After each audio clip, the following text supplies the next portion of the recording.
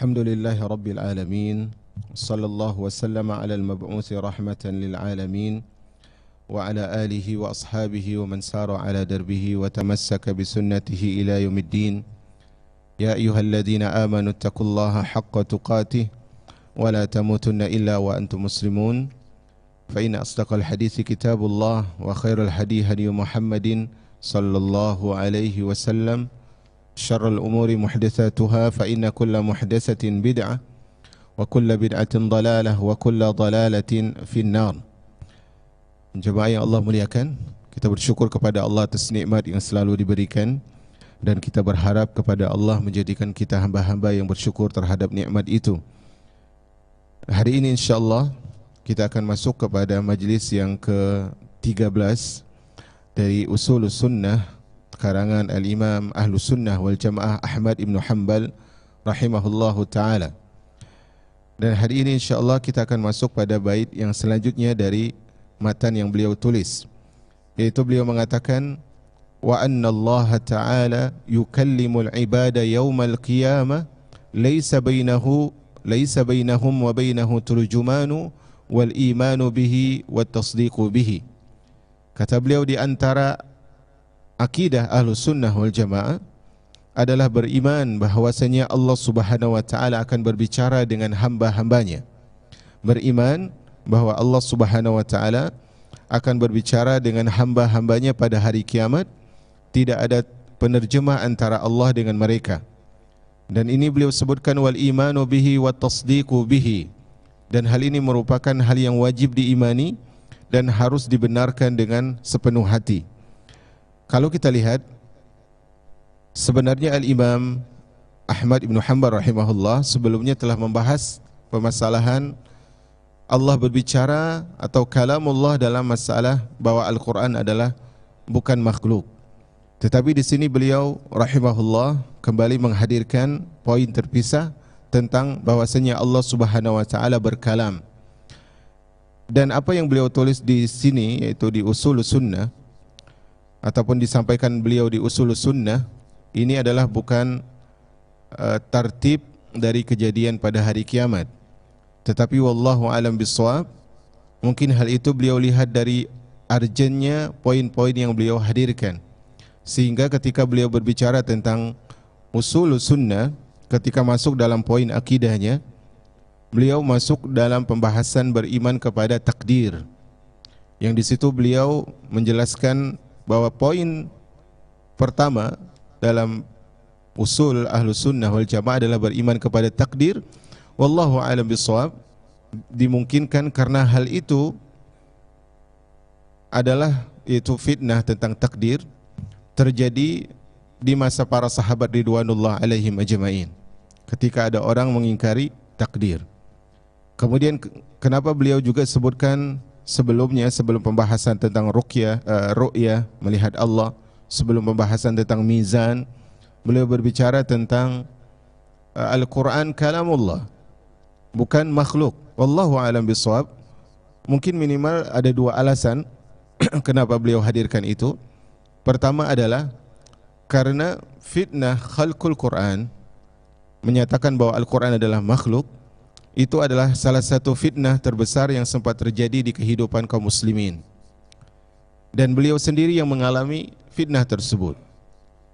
Alasan kedua, wallahu a'lam bishawab, karena ketika seorang sudah terkena syubhat bahwa Al-Quran adalah makhluk, padahal Al-Quran adalah kalamullah, maka hal itu akan merusak pondasi agamanya. Sebagaimana yang biasa diluncurkan oleh orang-orang Rafidhah ketika mereka mencaci para sahabat, tujuannya adalah mencaci hadis dan Al-Quran yang diriwayatkan oleh para sahabat. Maka di situ Al-Imam Ahmad rahimahullah menjelaskan secara gamblang bahwasanya Al-Quran adalah kalamullah, bukan makhluk. Dan hari ini beliau, atau pembahasan kali ini beliau menyebutkan kembali bahwasanya Allah akan berbicara.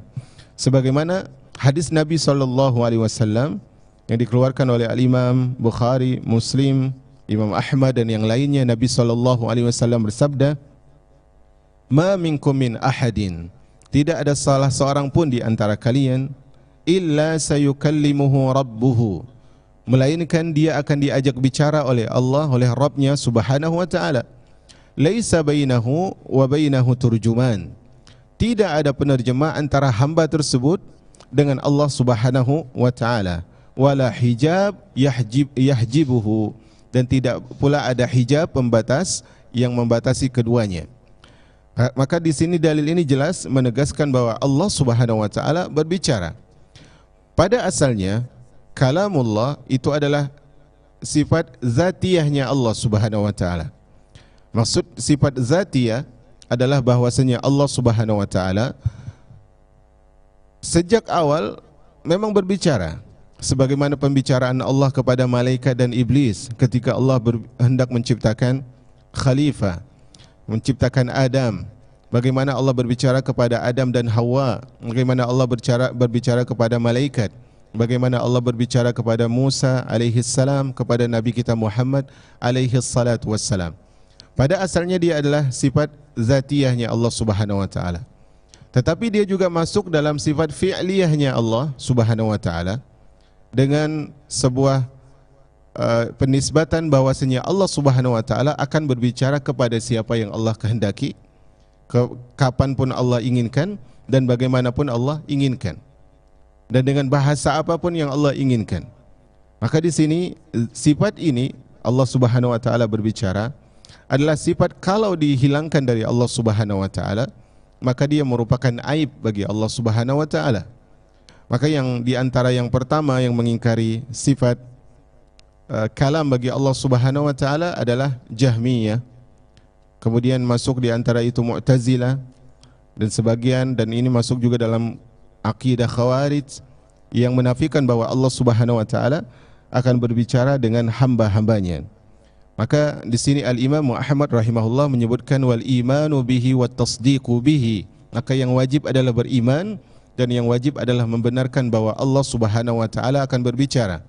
Makanya berkata Al-Imam At-Tahawi dalam akidah beliau, akidah At-Tahawiyah, hariyun biman kazzaba bihi an yuhala bainahu wa baina rabbih. Sangat pantas, ingat saya ini ucapan beliau ya, sangat pantas seorang tersebut ketika dia mengingkari tentang bahwasanya Allah subhanahu wa ta'ala akan berbicara dengan hambanya, sangat pantas dia tersebut untuk tidak diajak bicara oleh Allah subhanahu wa ta'ala. Karena bagaimana mungkin seorang yang mengingkari sesuatu yang merupakan kesempurnaan Allah subhanahu wa ta'ala, kemudian dia diberikan kesempatan untuk hal itu. Semoga Allah subhanahu wa ta'ala mengembalikan siapapun yang telah jauh dari jalan kebenaran untuk kembali kepada jalan hidayah, dan semoga Allah subhanahu wa ta'ala mengokohkan orang yang sudah berada dalam hidayah agar istiqamah sampai akhir kehidupannya. Karena poin ini sudah kita bahas, maka kita tidak akan panjang lebar, kita masuk ke poin selanjutnya.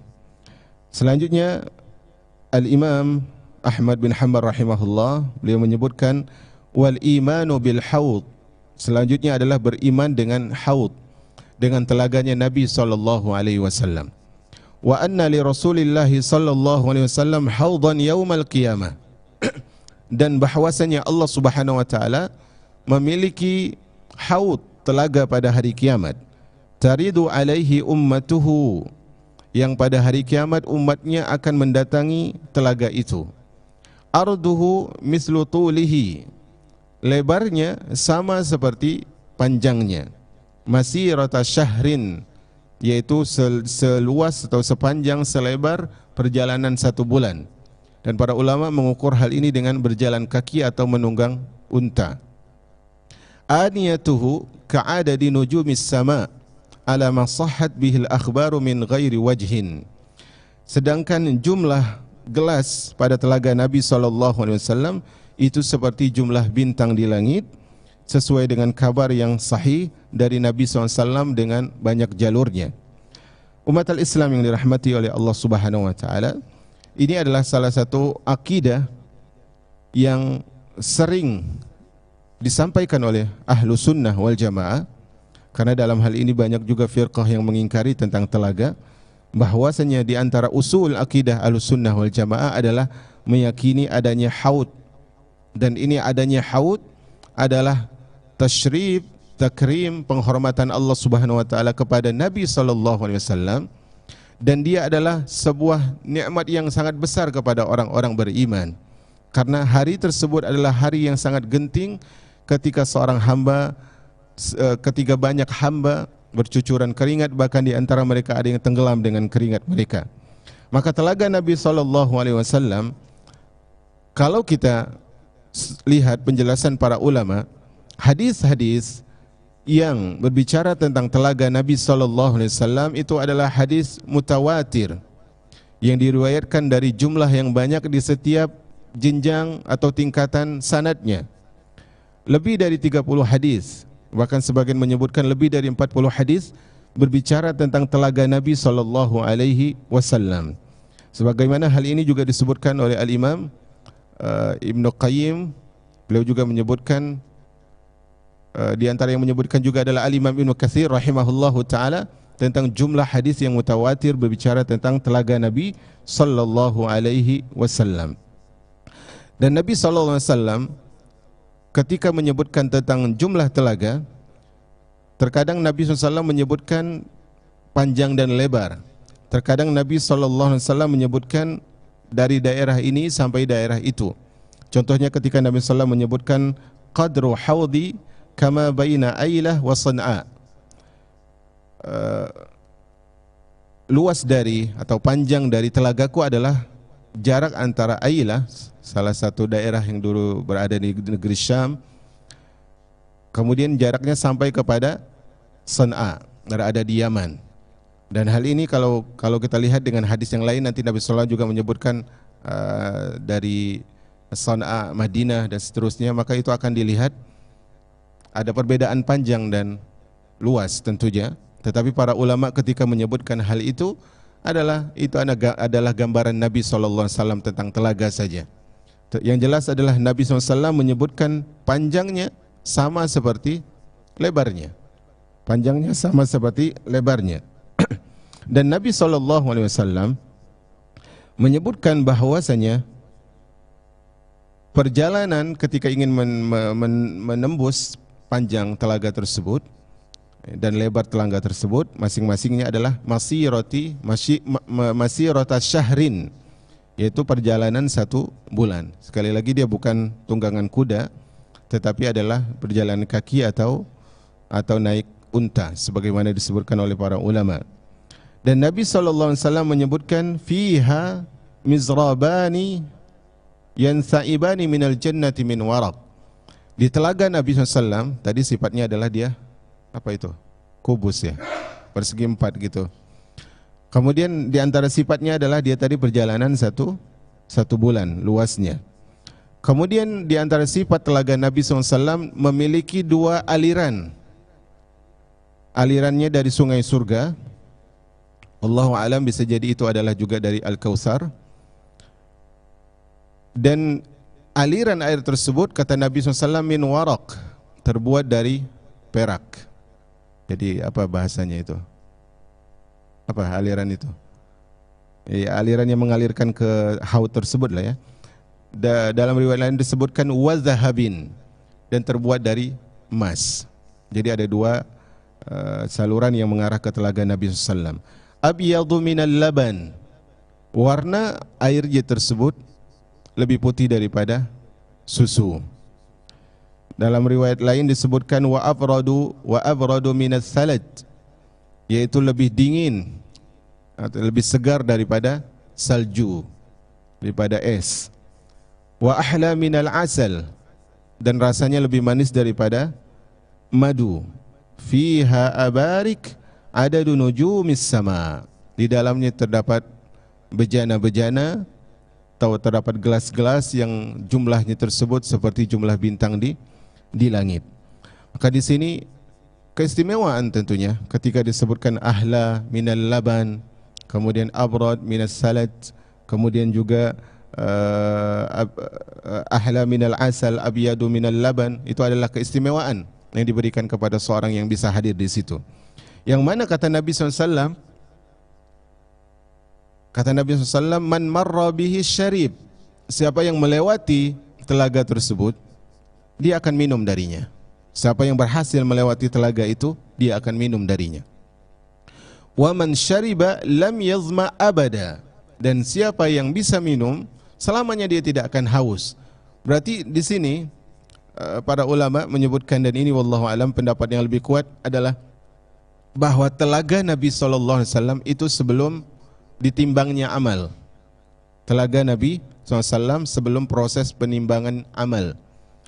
Karena dalam hadis tersebut disebutkan, kelanjutan hadis tersebut, kata Nabi SAW, sesungguhnya aku melihat suatu kaum, a'rifuhum wa ya'rifunani, mereka kenal denganku dan aku kenal dengan mereka. Summa yuhalu baini wa bainahum. Kemudian kata Nabi SAW, ketika mereka ingin mendekat ke telagaku, mereka itu dihalau, diusir, tidak bisa mendekat. Maka kata Nabi SAW, ashabi ashabi, sahabatku sahabatku. Dalam riwayat lain, ummati ummati, umatku umatku. Di sini ada beberapa riwayat, nanti kita akan sebutkan. Yang jelas adalah suatu kaum itu dihalang dari mendekati telaga Nabi SAW. Kemudian apa kata para malaikat? Sesungguhnya engkau wahai Rasul tidak mengerti perbuatan apa yang telah mereka lakukan setelahmu, perubahan apa yang telah mereka rubah setelah wafatnya dirimu, kejadian apa yang terjadi setelah engkau wafat. Di sini berarti menunjukkan penimbangan amal belum diproses.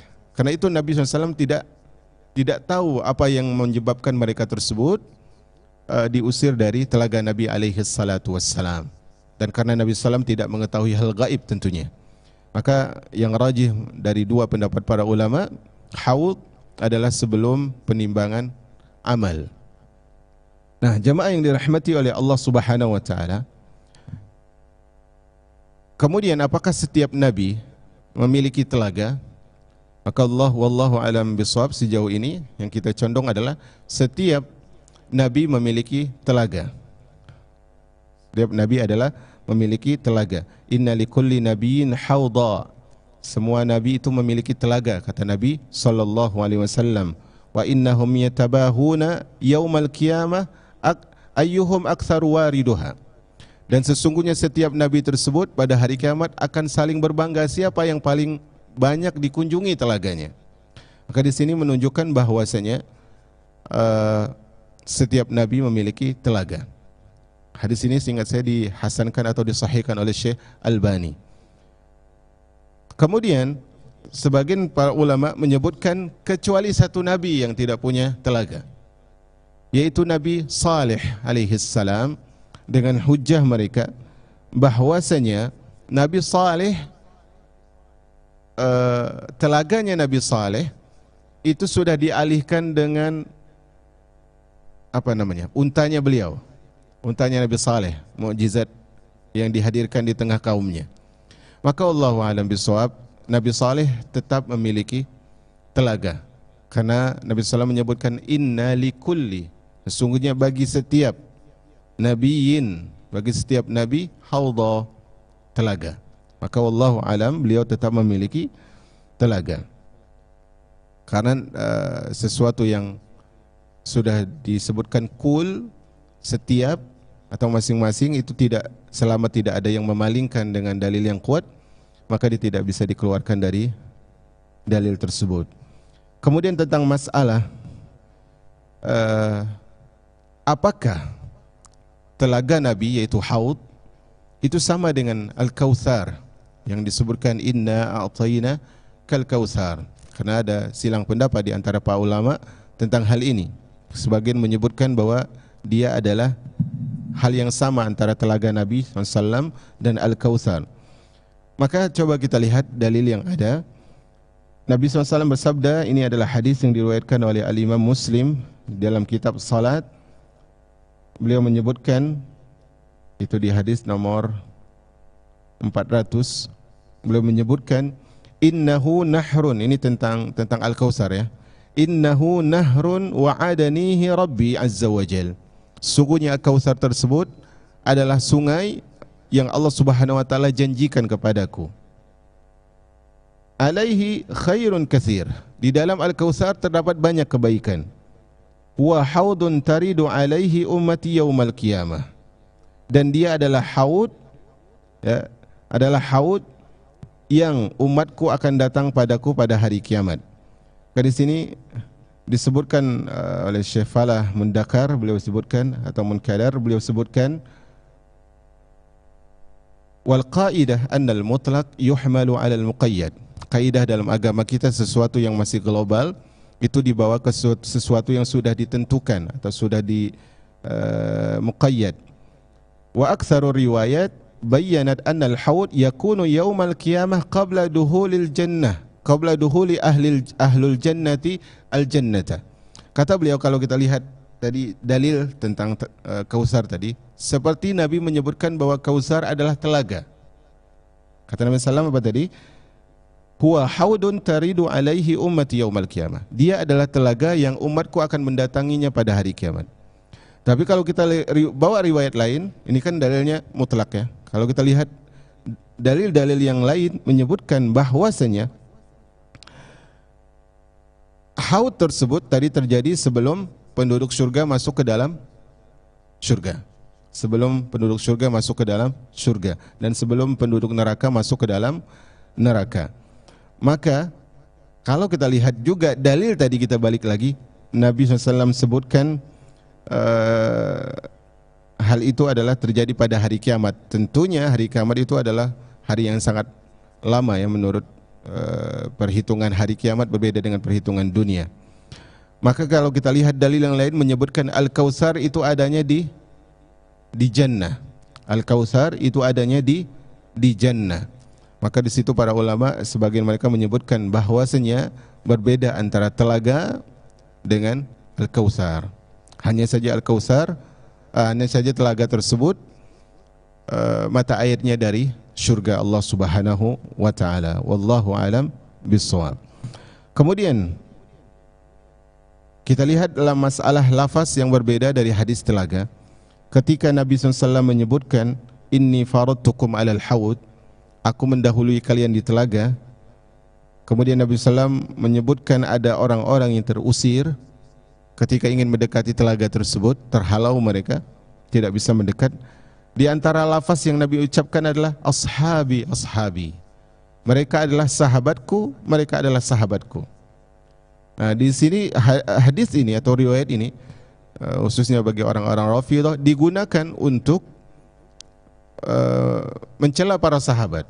Artinya ada para sahabat yang terusir dari telaga Nabi SAW, dan ini bukan demikian. Karena kalau kita lihat kompromi dalil-dalil yang lain tentang telaga, Nabi SAW selain menyebutkan ashabi, Nabi menyebutkan ummati. Kemudian Nabi juga menyebutkan aqwamun. Dalam riwayat lain disebutkan usayhabi. Usayhabi adalah pengecilan kata dari ashabi. Umar, Umair, begitu ya. Kemudian kalau kita lihat dari segi bahasa, maka ashab itu artinya atba'. Ashab artinya adalah atba', yaitu pengikut. Jadi ketika disebutkan mereka adalah sahabatku, sahabatku, maksudnya adalah umatku, umatku. Dan kalau kita lihat lebih detail hadis tentang telaga Nabi SAW, maka tidak mungkin kita bisa berpendapat bahwasanya sahabat akan diusir dari telaga Nabi. Coba kita lihat contohnya, Nabi SAW mengatakan inni faradtukum alal haud. Perhatikan ya konteks bahasa Nabi. Inni faradtukum alal haud, aku mendahului kalian di telaga. Yang diajak bicara siapa? Para sahabat tentunya. Oke? Berarti yang diajak bicara para sahabat. Faradtukum antum, aku mendahului kalian di telaga. Kemudian baru Nabi SAW disebutkan siapa yang mendatangi telaga akan minum. Man yariduhu syarib, man marra bihi syarib. Dalam riwayat lain, siapa yang mendatanginya, melewatinya, dia akan minum. Wa man syarib lam yazma abada, siapa yang minum tidak akan haus selamanya. Kemudian apa kata Nabi? Wala yaridanna alayya aqwamun, kemudian akan datang mendekatiku suatu kaum, a'rifuhum wa ya'rifunani, aku kenal mereka dan mereka juga kenal kepadaku. Thumma yuhalu bainahum, thumma yuhalu baini wa bainahum, kemudian dihalau antara mereka dan diriku. Berarti di sini ada dua pihak yang dibicarakan oleh Nabi. ketika menyebutkan aku mendahului, Nabi mengatakan apa? Mendahului kalian. Mendahului kalian. Berarti ini yang didahului siapa? Sahabat. Sahabat yang didahului. Adapun yang dibicarakan yang terhalau, Nabi kemudian menyebutkan apa? Wala yaridanna alayya aqwamun. Nabi sebut aqwamun. Berarti dengan konsep yang umum, aqwamun, nakirah. Nabi tidak sebutkan dengan alif lam. Dan ini menurut sebagian para ulama berarti yang dibicarakan bukan para sahabat. Ini orang yang lain, umat Nabi, tapi bukan para sahabat. Karena tadi para sahabat disebutkan kum. Kum itu adalah salah satu dhamir yang artinya adalah yang semakna dengan antum. Di sini menjelaskan bahwa yang terusir bukan para sahabat. Itu dari segi bahasa tadi dia adalah sahabat bermakna umat. Dari segi dalil jelas berbeda konteks pembicaraan Nabi. Dari segi realita dan istilah syar'i para sahabat pun berbeda. Yang mana para sahabat adalah siapa yang beriman kepada Nabi dan melihat Nabi. Siapa yang melihat Nabi? Bukan siapa yang melihat Nabi. Siapa yang bertemu Nabi walaupun dia tidak bisa melihat karena buta, beriman kepada Nabi dan wafat di atas iman, maka dialah para sahabat. Adapun orang yang setelah Rasulullah wafat mereka murtad, itu bukan para sahabat. Makanya dalam riwayat ketika Nabi SAW mengatakan kenapa mereka diusir, mereka umatku, di antara riwayat menyebutkan bahwasanya engkau tidak tahu bahwa mereka itu murtad setelah engkau. Kata Nabi SAW, suhkan liman baddala dinahu. Sungguh merugi bagi orang yang mengganti agamanya. Adapun riwayat lain adalah innaka la tadri ma ahdatsu ba'dak. Engkau tidak tahu perbuatan bid'ah apa yang mereka lakukan setelah engkau wafat. Ini adalah dua riwayat yang berbeda. Intinya adalah yang terusir bukan para sahabat. Walaupun ingin dikatakan para sahabat tanda kutip adalah para sahabat secara zahir yang saat Nabi masih hidup. Kemudian setelah wafat ternyata mereka terbukti bukan sebagai seorang sahabat karena murtad. Di antara mereka wafat di atas kemurtadan tersebut, walaupun di antara mereka nanti ada yang beriman. Makanya para ulama menyebutkan sahabi tersebut adalah man lakiyar rasul wa amana bihi wa mata ala islamihi wa in takhallalat alaihi riddah. Seorang sahabat itu adalah orang yang bertemu dengan Rasul, beriman kepada Rasul, wafat di atas iman walaupun sempat murtad. Itu untuk definisi sahabat menurut sebagian para ulama, walaupun ada pernah murtadnya. Kemudian jamaah yang dirahmati oleh Allah Subhanahu wa taala, pembahasan selanjutnya adalah bagaimana Nabi sallallahu alaihi wasallam mengenal umatnya. Adapun mengenal para sahabat, insyaallah beliau masih kenal. Tetapi bagaimana mengenal umatnya yang belum pernah beliau berjumpa dengan mereka. Maka hal itu ketika Rasulullah SAW menyebutkan dalam sebuah hadis yang diriwayatkan oleh Al-Imam Muslim dalam kitab At-Taharah pada hadis nomor 247 Nabi mengatakan umatku akan datang kepada haud. Kemudian ditanya oleh para sahabat setelah Rasulullah sebutkan lebih lanjut hadisnya, para sahabat mengatakan, ya Nabi Allah, ata'rifuna? Ini khususnya pertanyaan para sahabat tentang mereka, apakah engkau kenal kami? Apalah lagi orang yang belum pernah Rasulullah lihat. Kata Nabi SAW, na'am, lakum siyaman atau lakum sima laysat li ahadin ghairukum. Kalian punya tanda yang tidak dimiliki oleh orang lain selain kalian.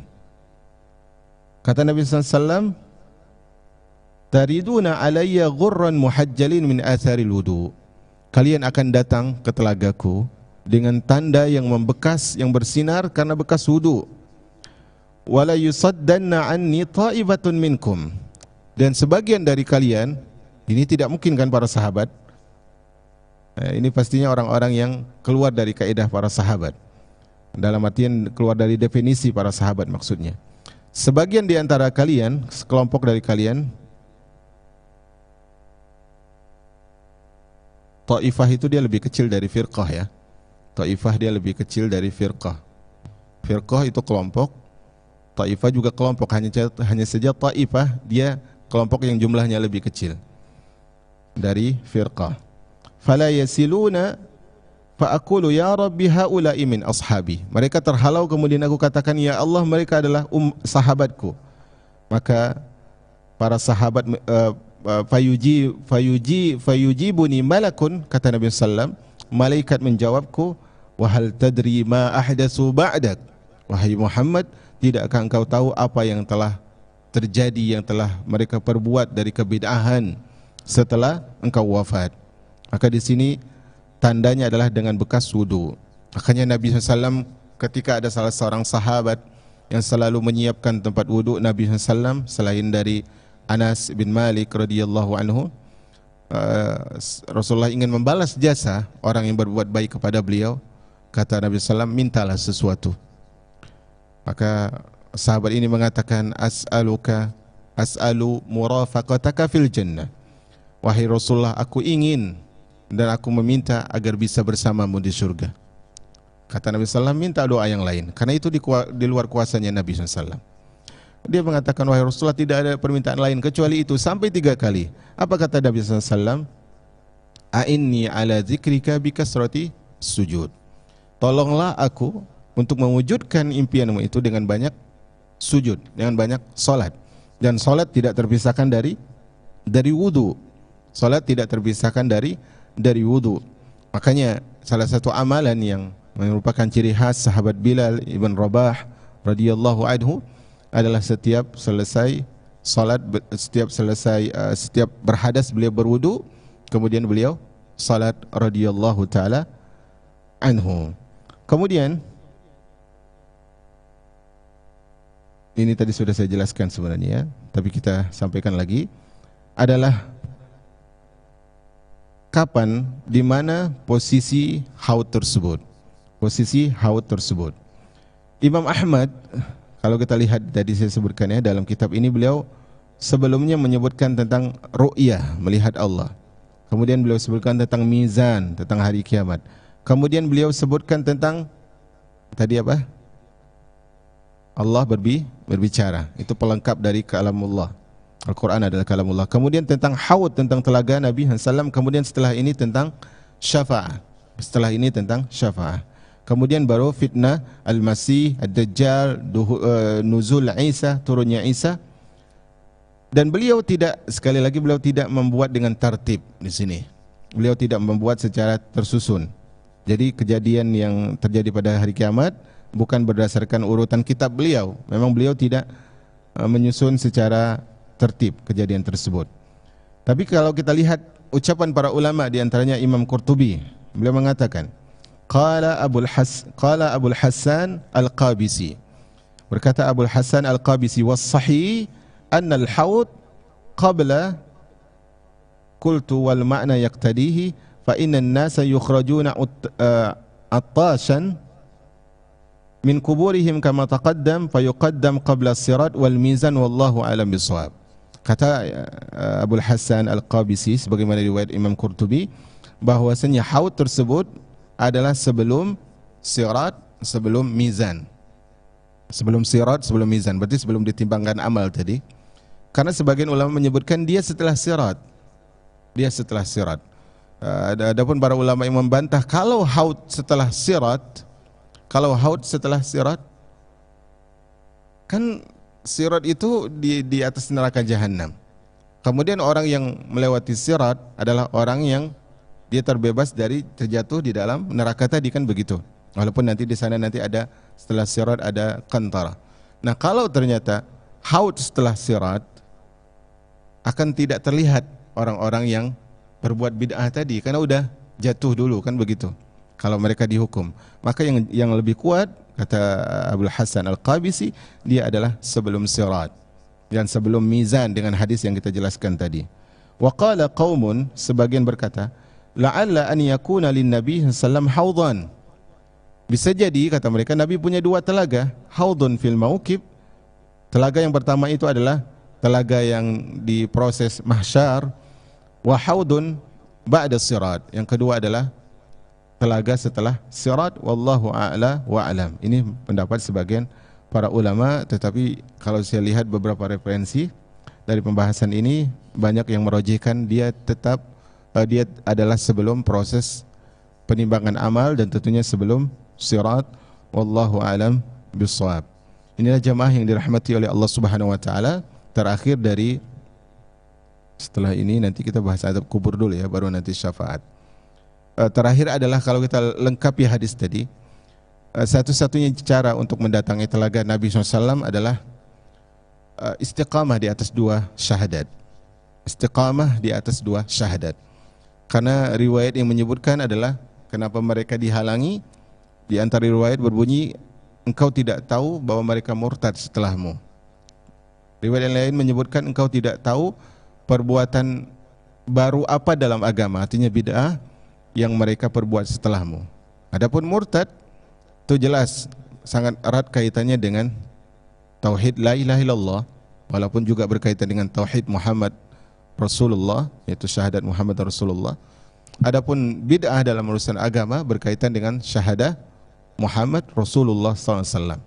Jadi jalan satu-satunya adalah dengan istiqamah di atas syahadatain, di atas dua syahadat, dan semoga Allah Subhanahu wa taala menjadikan kita orang-orang yang dimudahkan untuk istiqamah dan menjadikan kita orang-orang yang dimudahkan untuk keikhlasan sehingga berujung dengan husnul khatimah.